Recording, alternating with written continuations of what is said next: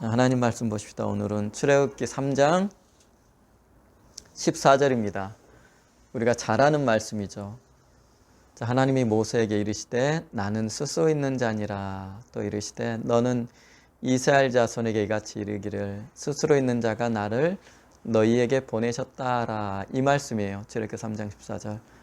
자, 신명 하나님의 이름에 대한, 그죠? 자, 구약에 많은 하나님의 이름이 등장하는데 이스라엘 민족들이 하나님을 경험하고 그분을 높이는 입장에서 이스라엘 민족이 하나님을 부르는 명칭들이 많이 등장해요.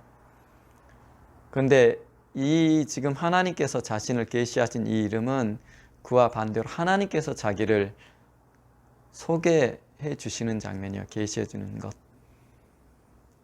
처음이죠. 사실은 하나님이 자기 이름을 이렇게 소개해 주시는 장면. 자, 이 문맥을 보시려면 적어도 지난주와 관련해서 보시려면 이제 출애굽기 3장부터 쭉 보시는 게 좋아요. 자, 출애굽기는 이미 여러분들이 알겠지만, 자, 이제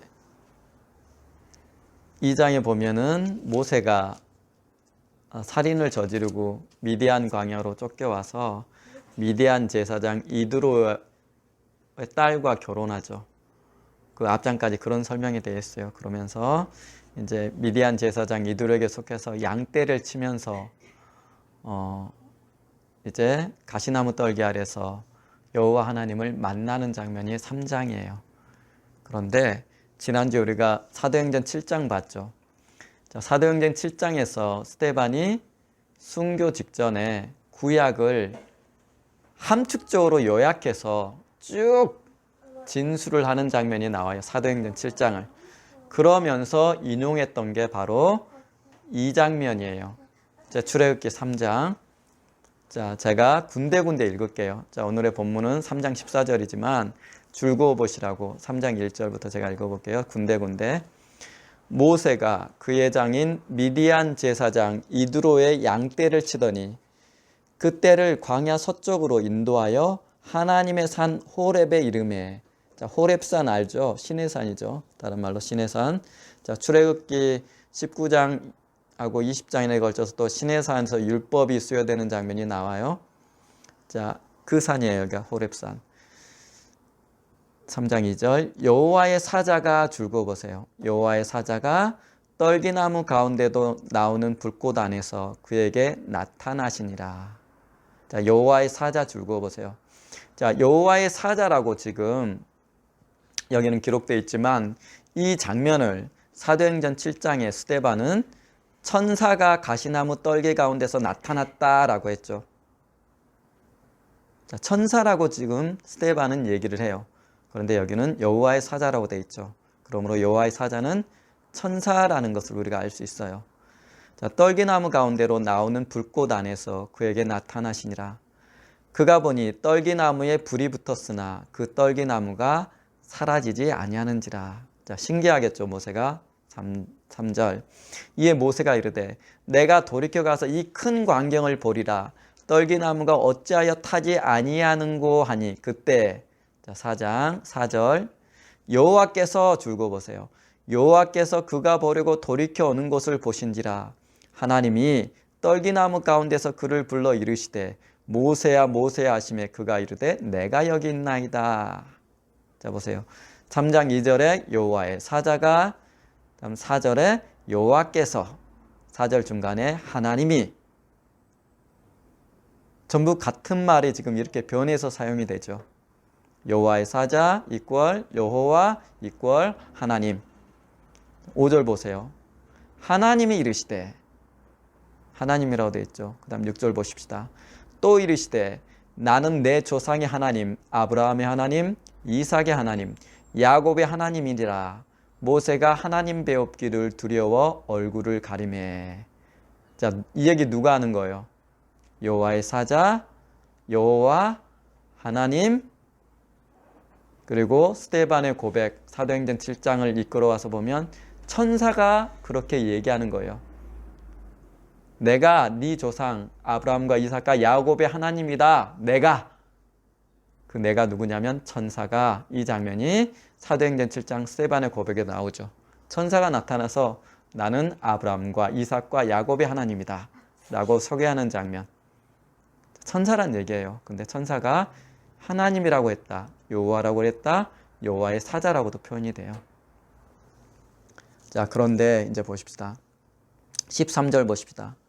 모세가 하나님께 아뢰되 내가 이스라엘 자손에게 가서 이르기를 너희 조상의 하나님이 나를 너희에게 보내셨다 하면 그들이 내게 묻기를 그의 이름이 무엇이냐 하리니 내가 무엇이라고 그들에게 말하리까. 자, 이렇게 질문해요. 그의 이름이 무엇이라고 내가 말할까? 당신 이름이 뭡니까? 자, 이름이 그의 정체를 밝혀주기 때문이 그렇죠. 그의 이름이 무엇일까 하리까라고 모세가 하는 질문에 자, 하나님이 답하십니다. 14절 보십시다. 하나님이 모세에게 이르시되, 자, 그럼 여기서 말하는 하나님이 누구겠어요?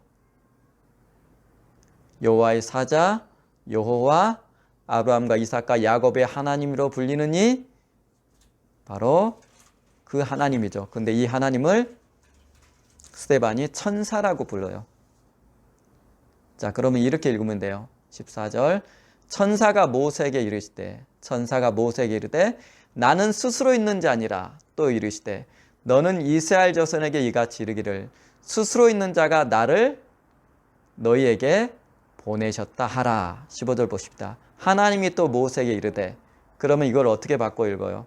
천사가 또 모세에게 이르되 너는 이스라엘 자손에게 이같이 이르기를 너희 조상의 하나님 여호와 곧 아브라함의 하나님, 이삭의 하나님, 야곱의 하나님께서 나를 너희에게 보내셨다 하라. 이는 나의 영원한 이름이요 대대로 기억할 나의 칭혼이라. 결국 이게 누가 하는 말이에요? 모세에게. 천사가 하는 말이에요. 자, 지난주 말씀과 연결이 되죠. 자, 지난주 한번 기억해 봅시다. 이제 자, 히브리서 1장 4절을 우리가 나눴어요. 그가 천사보다 얼만큼 뛰어남은 그가 천사보다 뛰어난 이름을 받으셨음이니 라고 히브리서 1장 4절에 돼 있어요. 자, 아들이 받은 이름이 천사가 받은 이름보다 우월하다라는 뜻이에요. 그래서 이 히브리서 1장 4절을 이해하기 위해서 히브리서 전체 맥락이 어떤 것인가 제가 설명드렸죠. 히브리서는 자, 배교 금지. 자, 예수 믿다가 다시 유대교로 돌아가지 말라, 배교하지 말라는 의미로 유대교와 그리고 그 안의 율법의 사역과 예수 그리고 예수님의 사역을 대조하는 방식으로 돼 있어요. 그래서 1장 1절에 선지자와 아들 예수님을 대조하고 그 이후로 천사와 예수님을 대조하고 그 이후로 모세와 예수님을 대조하고 그 이후로 옛 언약과 새 언약을 대조하고 이런 방식으로 히브리서가 쓰여 있어요. 그 가운데 히브리서 1장 4절 천사와 예수님을 비교하면서 천사가 받은 이름보다 아들이 받은 예수라 이름이 정말 우월하다 이 얘기를 하면서 해요. 그러면 히브리서 1장 4절에 천사가 받은 이름이 뭐겠어요? 그 천사는 어떤 천사냐면 자, 히브리서 2장에 보면 뭐라고 돼 있어요? 천사를 통하여 하신 말씀이라고 돼 있죠. 자, 천사를 통해서 하신 말씀은 율법이라는 건 우리가 금방 알 수 있죠. 그렇죠? 율법을 수여한 천사죠. 그렇죠? 율법을 수여한 천사는 로마서에도 그러고 갈라디아서도 그러고 천사를 통해서 율법이 중보되었다라고 사도 바울이 얘기를 하죠. 누구예요? 천사. 자, 출애굽기 19장, 20장에 율법이 수여되는 장면 나오죠. 그때 나타난 여호와가 누구란 얘기예요? 천사란 얘기예요. 이 얘기를 스데반이 사도행전 7장에도 하고 자, 로마서 그리고 갈라디아서에 율법이란 것은 천사를 중보로 너에게 주어졌다 이스라엘에게 라는 얘기를 하죠. 자, 이 천사와 그러니까 예수님을 히브리서 1장 4절은 대조하고 있는 거예요. 그러면 천사가 받은 이름이 누군지 금방 알 수 있죠. 누구예요? 여호와예요. 여호와예요. 지금 이 문맥도 출애굽기 3장에 보면 여호와의 사자가 여호와께서 하나님이 모세에게 이르시되 이렇게 돼 있죠. 이 장면을 스데반이 사도행전 7장에서 천사라고 못 받고 있어요. 그리고 히브리서에도 천사, 자, 구약과 신약을 대조한다 그랬죠. 구약의 율법에 나타난 것과 예수와. 그러니까 거기서 대조되는 천사는 바로 지금 구약에 활동하는 이 천사를 말하는 거예요. 그럼 이 천사가 가지고 있는 이름이 무엇이냐? 바로 여호와죠. 다시 말해서 히브리서 1장 4절에 천사가 갖고 있었던 이름은 여호와고 아들이 받은 이름은 예수인데 여호와의 이름과 예수란 이름을 대조하고 있다라는 의미예요. 그렇죠. 그러면 지금 3장 14절에 천사가 모세에게 이르되 하면서 이제 자기의 이름을 밝히는 거예요. 뭐라고 밝혀요? 나는 스스로 있는 자니라 라고 밝혀요. 좀 어려우신가요? 이해는 되시죠? 이게 신구약이 굉장히 단순해요. 생각보다 굉장히 단순해요. 물론 이런 얘기 처음 들어서 당황스러울 수도 있을 거예요. 왜냐하면 저도 어렸을 때 여호와 하나님이라고 배웠어요. 교회에서. 근데 성경을 백 몇 번씩 읽다 보니까 그게 아니라는 게 보여요. 이게 그게 아니에요. 히브리서 맥락은 그게 아니에요. 자, 구약은 지난주에도 얘기했지만 천사가 하나님의 사자, 아까 말했던 여호와의 사자라고 돼 있죠. 하나님의 심부름꾼으로 활동하는 시대예요. 그래서 구약의 하나님이라고 표현된 모든 장면은 천사가 하나님의 사자로서 활동하는 거예요. 지금 스데반의 말을 봐도 그렇고 사도 바울이 율법의 중보는 천사가 있다라는 말을 보고도 그렇고 천사가 확실해요. 첫 번째 근거가 그거예요. 그러면 제가 좀 더 깊게 다뤄보다. 두 번째 근거. 구약에 활동했던 것이 천사라는 두 번째 근거가 뭐냐면은 지난주에 봤던 히브리서, 자, 조금 더 해볼게요. 한 김에. 제가 몇 가지 근거를 드릴게요. 이렇게 봐야 되는. 자, 히브리서 1장 7절에 보면 이런 말이 나와요. 천사들에 관하여는, 자, 천사와 하나님의 아들을 대조한다 그랬죠. 그러면서 하는 말이에요. 천사는 그는 그의 천사들을 바람으로 그의 사역자들을 불꽃으로 삼으시느니라 하면서 천사의 신분을 뭐라 그러냐면 종이라고 불러요. 근데 하나님의 아들은 뭐예요? 하나님의 아들이에요. 그러니까 당연히 하나님의 아들이 탁월하죠. 그러면서 이 얘기를 하는 거예요. 그분은 아들이고 천사는 종인데 천사가 어떤 식으로 사역을 하는지 알아? 1장 7절에 히브리서 천사를 하나님께서 바람으로 그리고 그의 사역자 시종꾼이란 뜻이에요. 표준세번역은 시중꾼이라고 번역을 했어요. 심부름꾼, 시중 드는 사람. 불꽃으로 나타난다고 돼 있죠. 자, 천사의 사역이 바람과 불꽃으로 나타난대요. 그러면 자, 오늘 보십시다. 오늘 본문으로 삼았던 출애굽기 3장 여호와의 사자가 가시나물 가운데에서 뭘로 나타나요? 불꽃으로 나타나죠.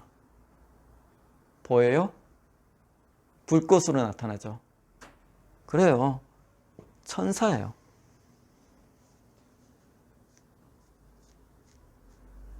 불꽃으로 나타나요. 천사예요. 그리고 출애굽기 19장 20장에 시내산에서 하나님이 어떻게 강림하실 때 어떻게 나와요? 불꽃처럼. 누구란 얘기예요? 천사란 얘기예요. 천사가 하나님을 대신해서 자기가 하나님으로서 이렇게 등장을 하는 거예요. 불꽃으로 나타나요. 그리고 뭘로 나타나요?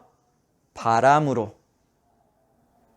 자, 엘리야가 승천할 때 열왕기 하에 나오죠. 엘리야를 하늘로 끌어올리고 갔던 게 뭐예요? 불병거와, 자, 또 불 얘기 나오죠. 불말과 또 하나 회오리바람. 그죠? 뭐예요? 이게 다 천사의 사역이란 뜻이에요. 또 하나 요한계시록 10장인가요? 보면 1절에 보면 천사가 구름을 입고 라고 돼 있어요. 자, 구약에 보면 구름이 꽤 많이 나와요. 구름이 속죄소 안에. 자, 속죄소 안에 구름이 있을 수 있어요, 없어요? 없죠. 물리적인 구름은 하늘에 떠 있죠. 그런데 성막 안 속죄소 안에 구름이 이렇게 나타나기 시작해요. 이 구름이 성령이에요? 아니에요. 누구란 얘기예요? 천사란 얘기예요, 그것도. 자, 근거를 좀 살펴보십시다. 기약 나온 김에. 자, 출애굽기 13장 한번 보세요. 자, 광야에서 이스라엘이 행진할 때 이렇게 합니다. 자, 제가 두 번째 근거를 하는 거예요. 구약은 천사의 활동식이다. 자, 출애굽기 13장 21절 제가 읽어드릴게요. 여호와께서 그들 앞에 가시며 낮에는 구름 기둥으로 그들을 인도하시고 밤에는 불기둥으로, 자, 구름과 불기둥으로 그들에게 비추사 낮이나 밤이나 지나게 하시니 낮에는 구름 기둥, 밤에는 불기둥이 백성 앞에서 떠나지 아니하더라. 자, 그럼 여기서 말하는 여호와가 누구겠어요? 스데반의 말을 빌리면 무조건 천사예요. 자, 그 뒤에 봐보세요. 14장 19절. 이스라엘 진 앞에 가던 하나님의 사자가, 여기는 또 하나님의 사자라고 돼 있어요. 앞에는 또 여호와라고 돼 있더니 그들의 뒤로 옮겨가며 구름 기둥도 앞에서 그 뒤로 옮겨. 어떻게 해요? 하나님의 사자가 앞으로 가면 구름 기둥도 앞으로 가고 뒤로 가면 구름 기둥도 뒤로 가요. 그죠? 자, 33장 보십시다. 출애굽기 33장.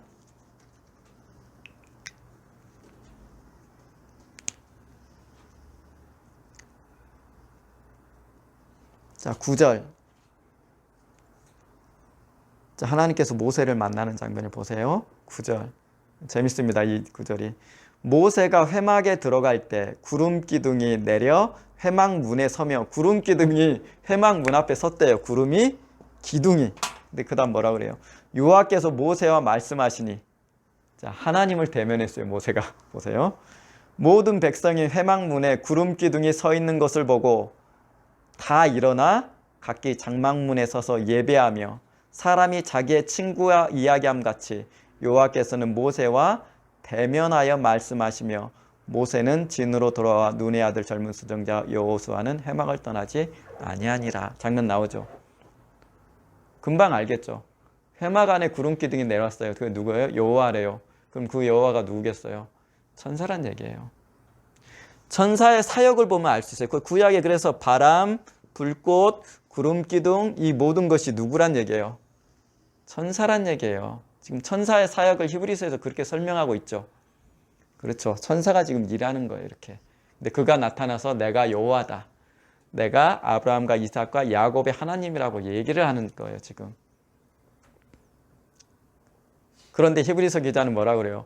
구약에 나타났던 것은 그 천사인데 걔네가 바람과 불꽃과 구름으로 나타났는데 그래봤자 걔네들의 신분은 뭐란 얘기예요? 종이란 얘기예요. 근데 그 종이 이름을 받았는데 그 종의 이름이 뭐예요? 구약의 여호와란 얘기예요. 그 이름과 아들이 받은 이름 예수를 비교하고 있다란 얘기가 히브리서 1장에서.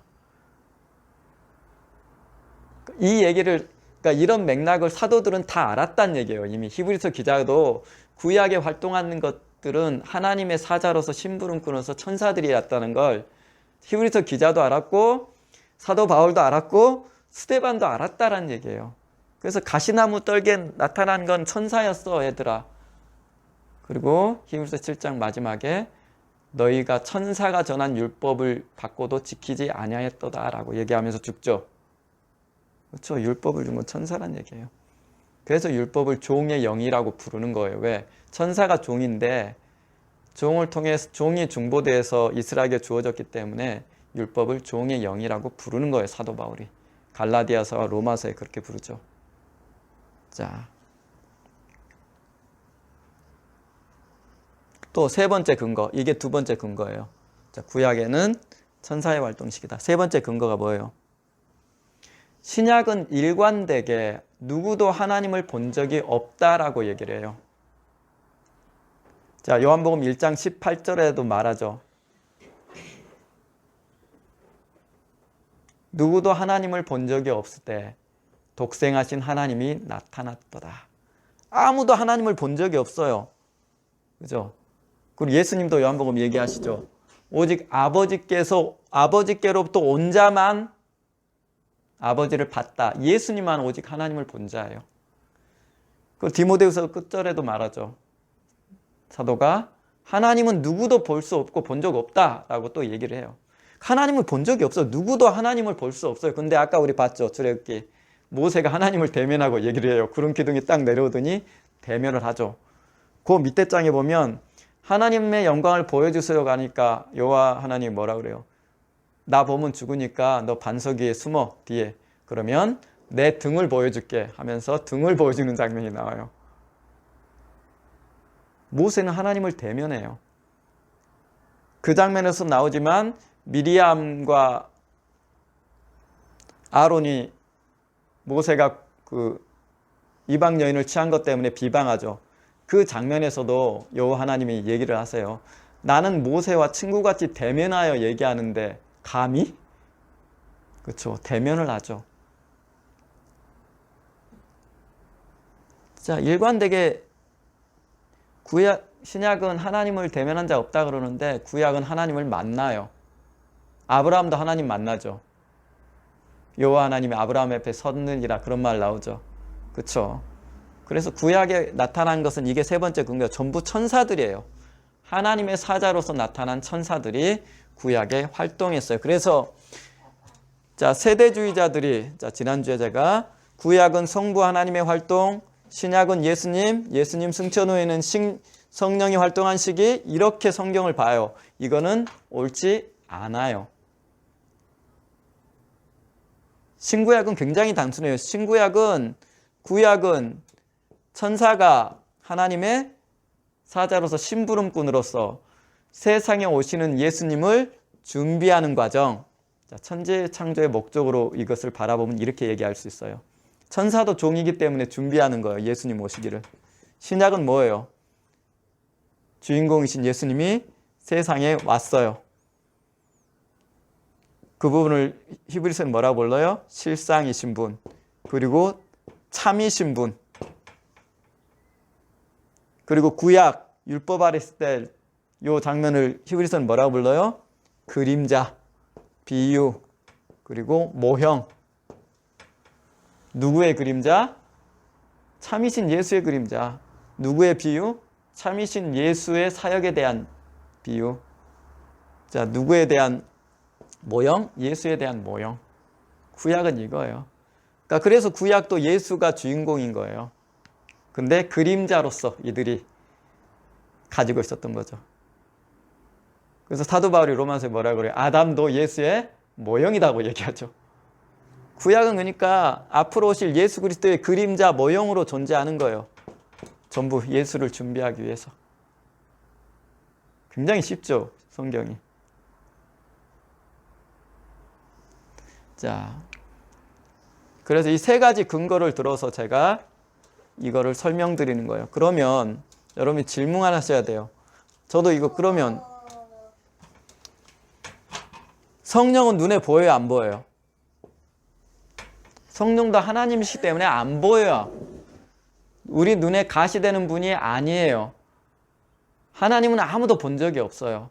그러면 사도행전의 오순절날 성령이 강림하실 때 급하고 강한 바람이 나타나고 불의 혀같이 갈라지는 것들이 보이더니 이건 뭐겠어요?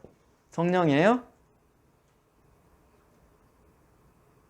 오순절 성령 강림하는 장면에서 사도행전에 성령이에요? 아니에요. 천사라고 봐야죠. 천사의 사역 히브리서에 써졌잖아요.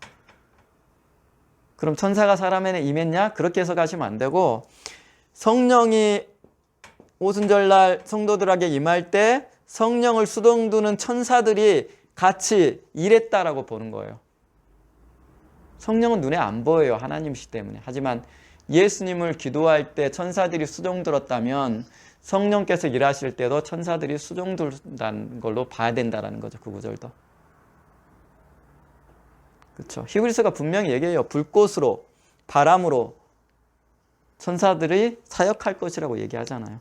그러니까 그 부분도 그렇게 봐야죠. 자, 그러면 이제 중요한 질문을 저한테 하실 수 있어요, 여러분들이.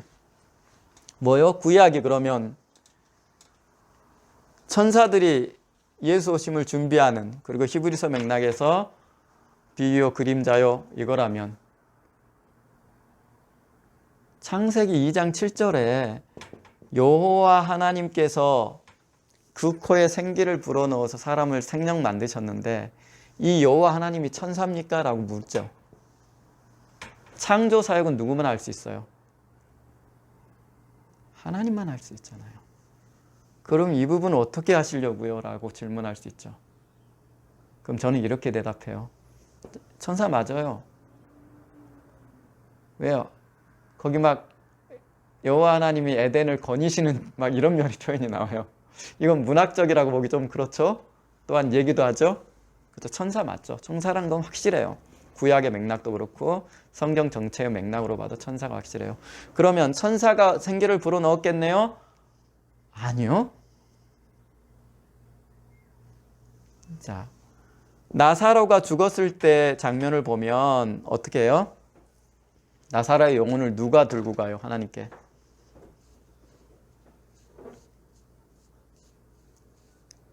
누가 들고 가요? 누가복음 16장에 나오죠.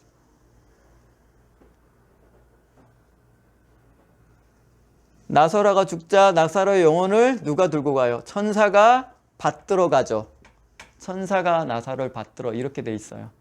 그렇죠?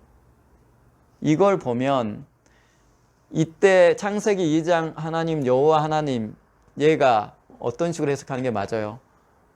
하나님이 보내신 인간의 영혼을 받들어서 육체 안에 불어넣었다, 이렇게 해석하는 게 맞죠. 또 하나 이렇게 봐도 될 근거, 나사로의 영혼을 천사가 받들어서 천국으로 데려가죠. 또 하나, 예수님이 오실 때 우리를 추수할 때 천사들을 보내어 우리를 거두어 가시죠. 그쵸? 이런 거 보면 창세기 2장 7절도 천사가 분명한데 어떻게 창조를 하느냐? 하나님께 인간의 영혼을 받들어 와서 불어넣었다, 이렇게 해석하는 게 맞죠.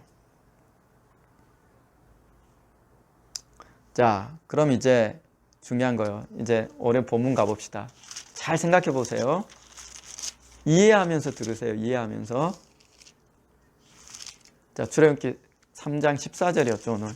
자, 그러면 14절, 하나님이 모세에게 이르시되, 이 부분은 천사가 모세에게 말하되 이르되 나는 스스로 있는 자니라 라고 말해요.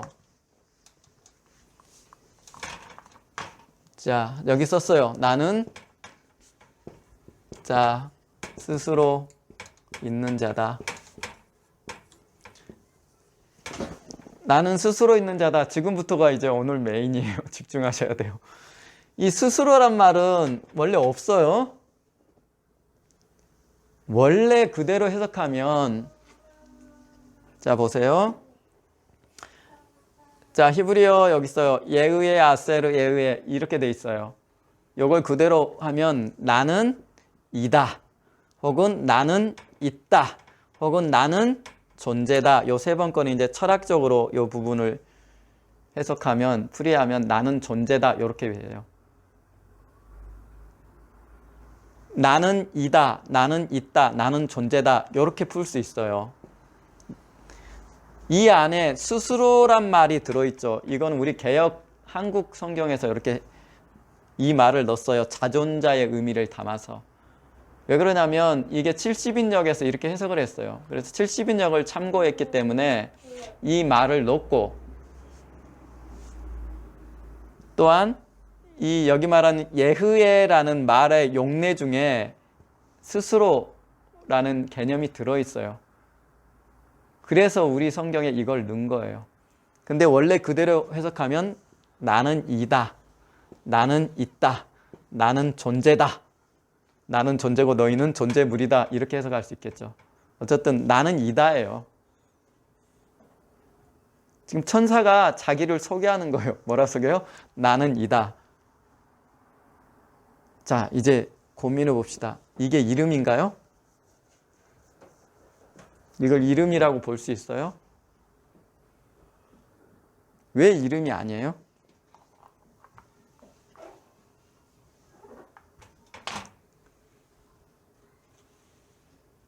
왜 이름이 아닐까요, 이거는?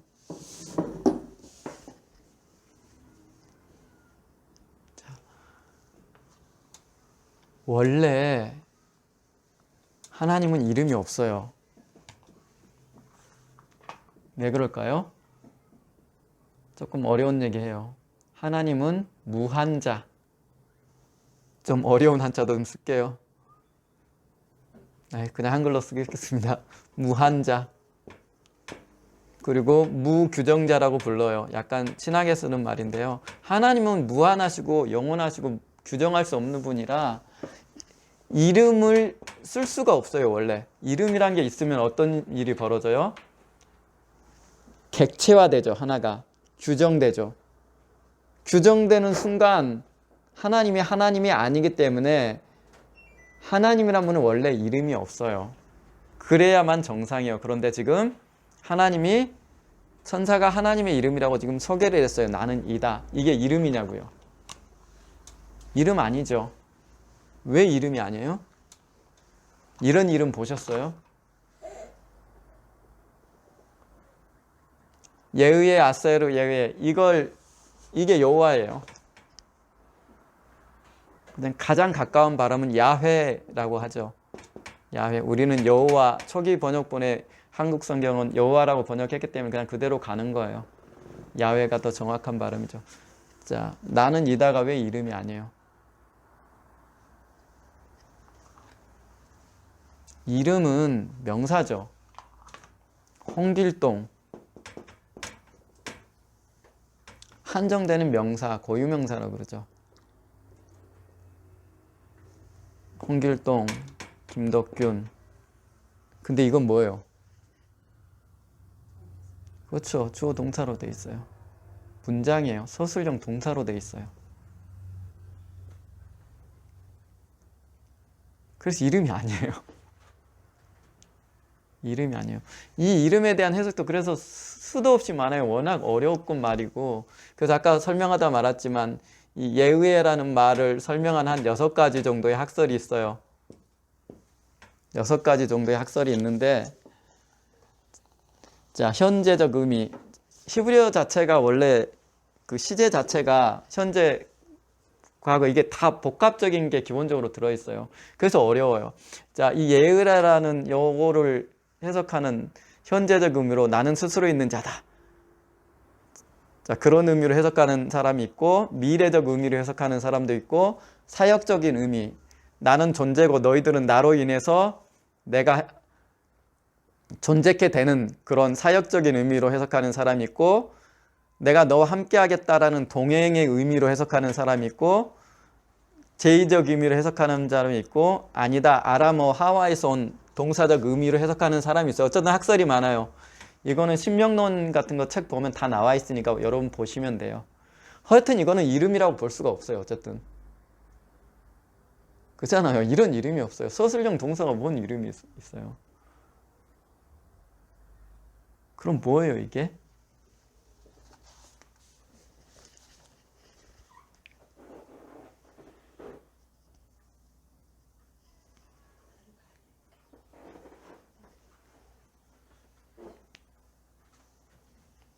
뭐예요? 그렇죠. 이름 아니에요. 그러면 요거는 이제 제 이해입니다. 저는 이 부분을 어떻게 쓰냐면, 자, 저기 좀 어려운 말을 제가 썼어요. 양태라는 말. 이 말은 철학에서는 잘 가끔 쓰는 것 같은데 법학에서 가끔 쓰는 말이에요. 양태. 무슨 말이냐면 어떤 것이 존재하는 모양이나 형편, 그 존재의 상태를 나타내는 말이에요.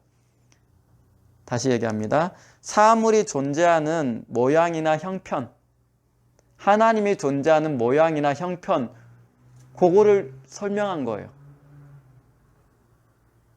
조금 어렵죠. 그래서 여호와라는 이름은 하나님의 존재의 양태라고 저는 표현을 해요. 이건 이름 아니에요. 한정적인 명사 형태가 아니기 때문에 이름이 아니에요. 동사, 서술적 동사 형태로 돼 있어요. 그러니까 이름이 아니에요. 그럼 뭐냐? 하나님의 존재 양태를 자기를 부르는 말로 소개한 거예요, 지금. 천사가. 하나님의 사물이 존재하는 모양이나 형편. 하나님이 존재하는 하나님의 모양이나 형편. 약간 형용사적인 느낌이죠. 어쨌든 그런. 그래서 나는 이다, 여호와는 하나님의 존재 양태를 자기를 부르는 호칭, 이름이라고 하기보다는 호칭이라고 불러야 돼요. 그래서 지금도 뭐라고 그래요? 밑에 보면 나의 칭호라고 부르죠. 나의 칭호라고 부르죠. 이것은 대대로 기억할 나의 칭호니라 라고 돼 있죠. 이 말은 시편도 몇 번 나오고 이사야서도 나와요. 이 이름을 언급할 때. 호칭은 돼요. 그냥 호칭이지 우리가 아는 이름으로 볼 수는 없어요. 이 말을. 자, 그런데 이런 의견들을 다 차지하고서라도 분명한 사실은 있어요. 뭐냐면은 자, 지난주 우리가 히브리서 봤듯 분명한 것 두 가지는 우리가 발견하셔야 돼요. 뭐냐면은 이 이름은 첫 번째, 자, 히브리서에 뭐라고 그래요? 천사의 이름과 아들이 받은 예수의 이름을 비교하죠. 적어도 예수 이름에 대한 그림자요, 비유요, 모형이라는 것. 그렇죠? 히브리서가 그 얘기하고 있잖아요. 천사가 받은 이름보다 예수가 아들이 받은 이름이 얼마나 탁월한지를 비교하잖아요. 그러면서 구약 율법은 좋은 일의 그림자다라고 히브리서 10장에 얘기하죠. 하늘 성소도 모형이고 그림자다라고 얘기하죠. 그림자라는 거예요. 어쨌든 이 여호와라는 이름도 그림자요, 예수란 이름의 그림자요, 예수란 이름의 비유요, 예수란 이름의 모형이란 뜻이에요. 그러니 예수란 이름이 주어졌으니 이게 의미가 있어요, 없어요? 그림자가. 예수란 이름은 참이죠. 실상이죠. 그러니까 일로 돌아가지 말란 얘기를 지금 히브리서 기자가 하는 거잖아요. 그림자 안으로 돌아가지 마라. 가봤자 니네 종밖에 안 돼. 그 얘기하는 거잖아요. 그렇죠? 분명한 건 이 이름이 지금은 의미가 없다라는 얘기예요. 그림자고 비유고 종인 천사가 너에게 줬던 것. 누구한테 줬어요? 이스라엘에게. 그래서 우리가 여호와란 이름 부르면 돼야 안 돼요? 안 돼요. 이름도 아니지만 존재 양태라고 그랬죠. 안 돼요. 그럼 무슨 얘기예요? 나는 이다라는 여호와라는 존재 양태에 해당하는 분이 누구란 얘기예요? 예수란 얘기예요. 자, 뭔지 몰라도 이것만 기억하시면 돼요. 자, 여기 그릇이 있어요. 그쵸? 그릇. 그 위에 야훼란 이름 요 그릇이고 요 그릇에 담기는 게 뭐예요? 예수란 뜻이에요. 그죠? 다시 요거 밤송이에요. 이 껍데기는 누구예요? 야훼라는 존재 양태고 거기에 담기는 게 누구란 얘기예요? 예수란 뜻이에요. 그죠? 자, 그런데 자, 여기까지 이해하셨으면 그러면 신약에는 여호와 이름이 나옵니까? 안 나옵니까? 여호와라는 이게 많이 아는 질문이에요. 제가 왜 하나님의 존재 양태라고 여호와라는 이름을 썼겠어요? 신약에는 이게 나와요, 안 나와요? 여호와가. 자, 오늘의 메인입니다. 요한복음 8장 한번 가봅시다.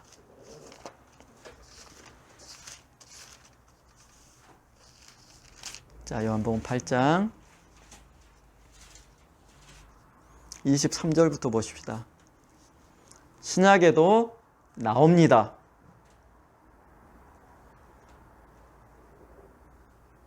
자, 23절 보십시다. 8장 23절. 예수께서 이르시되 너희는 아래에서 났고 나는 위에서 났으며 너희는 이 세상에 속하였고 나는 이 세상에 속하지 아니하였느니라. 너희는 아래에서 났고 너희는 이 세상에 속하였고. 자, 이 구절 읽으면 요한복음 3장 31절도 떠올라야 돼요. 너희는 땅에 속했다. 그런 자들이 누구예요? 자, 이 문맥이 길죠. 35절에 34절에 죄를 범하다 죄의 종이다. 다시 말해서 너희는 아래에서 났고 이 세상에 속했는데 땅에 속한 자고 그들은 죄의 종이고 죄의 종인 너희는 44절에 혹은 41절에 마귀를 아비로 둔 자들. 그게 우리죠. 이것과 대조해서 예수님이 뭐라고 그래요? 나는 이 세상에 속하지 아니하였고, 자, 이 세상에 속하지 아니하였고, 그리고 나는 위에서 났고, 그리고 요한복음 3장 31절 하늘로부터 내가 왔다라는 표현도 나오죠. 완전 다르죠. 그래서 예수만이 구원자라고 제가 설명드렸잖아요. 왜 부처는 구원이 없어요? 부처는 구원이 없어요. 세상에서 태어난 자이기 때문에. 세상은 마귀가 통치하는 곳이죠. 그래서 세상에서 출생한 어떤 인간도, 인간에서 나오는 어떤 사상도, 인간이 발견해내는 어떤 의학기술이든 테크놀로지도 인간을 구원할 수 없어요. 세상에 존재하는 어떤 것도 인간의 구원이 안 돼요. 왜 예수만 구원이에요? 어떤 종교도 구원 줄 수 없어요. 왜 예수만 구원이에요? 예수만이 세상 밖에서 오신 분이기 때문에 예수만 구원이라고 얘기 드렸죠. 여기서도 그게 발견돼요. 자, 핵심은 그게 아니고, 그러므로 내가 너희에게 말하기를 너희가 너희 죄 가운데서 죽으리라 하였노라. 왜 그래요? 세상에 속하면, 그대로 있으면 죄의 종이기 때문에. 너희가 만일 내가 그인 줄 믿지 아니하면 죽어보세요. 너희 죄 가운데서 죽으리라. 내가 그인 줄 그으셨죠. 자, 28절 보십시다. 너희가 인자를 둔 후에 내가 그인 줄 그어보세요. 내가 그인 줄. 그 다음 58절 보십시다. 예수께서 이르시되 진실로 진실로 너희에게 이르노니 아브라함이 나기 전부터 내가 있느니라. 요 세 구절이 전부 똑같은 말이에요. 자, 24절 하반절 내가 그인 줄이라고 돼 있죠. 헬라어 원전에는 그란 말이 없어요. 우리말 때문에 넣은 거예요. 내가 그인 줄. 그럼 헬라어는 뭐라고 써졌겠어요?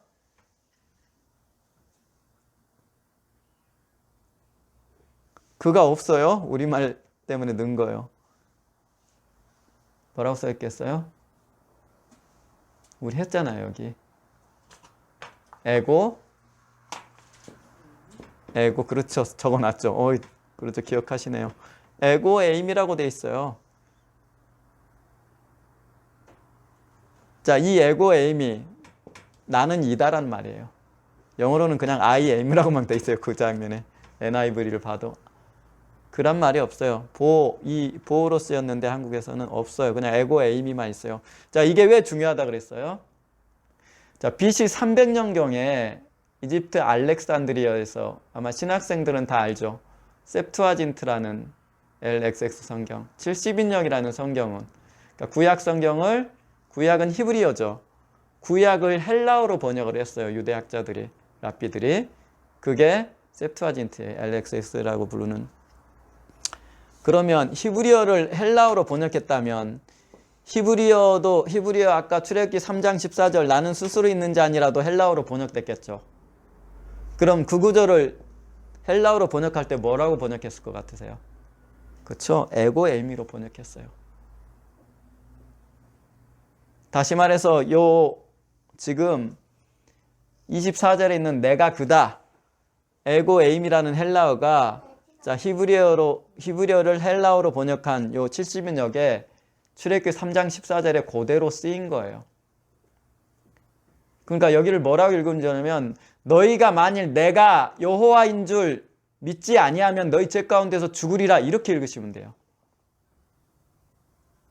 내가 이다인 줄 믿지 않으면 너희 죄 가운데서 죽는다.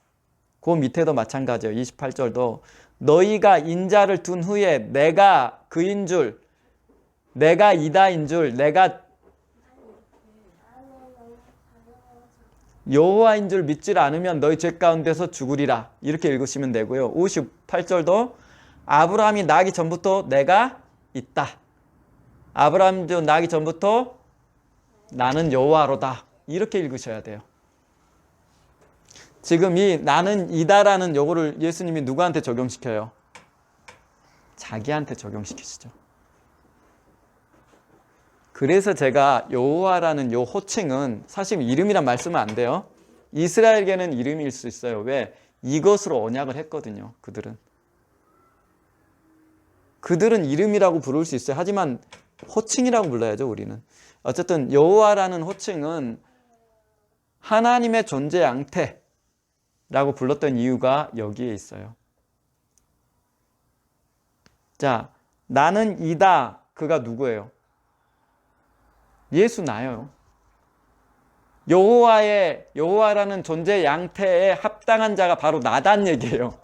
그러니까 나를 니들이 아는 그 여호와, 이 존재 양태를 갖고 있는 하나님으로 믿지 않으면 요한복음 맥락이 뭐예요? 요한복음은 예수의 신성, 인성과 동시에 신성을 같이 말하죠.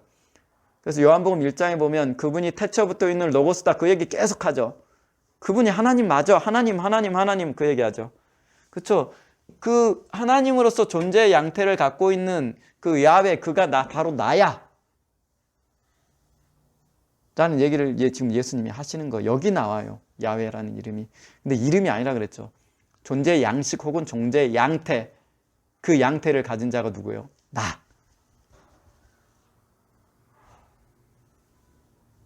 그게 나야. 왜 이렇게 또한 해석해요? 히브리서가 구약은 그림자, 비유, 참 형상이 아니고 모형 뭐 이런 얘기 계속하죠. 그에 비해서 예수가 얼마나 탁월한지를 계속 말하고 있죠. 어쨌든 그 존재가 바로 나야는 얘기를 하는 거예요. 예수님이 지금. 그러니까 내가 하나님이야. 그 존재 양태를 갖고 있는 내가 하나님이야. 그 얘기 하시는 거예요. 그러면서 여호와라는 이름을 써요. 여기서.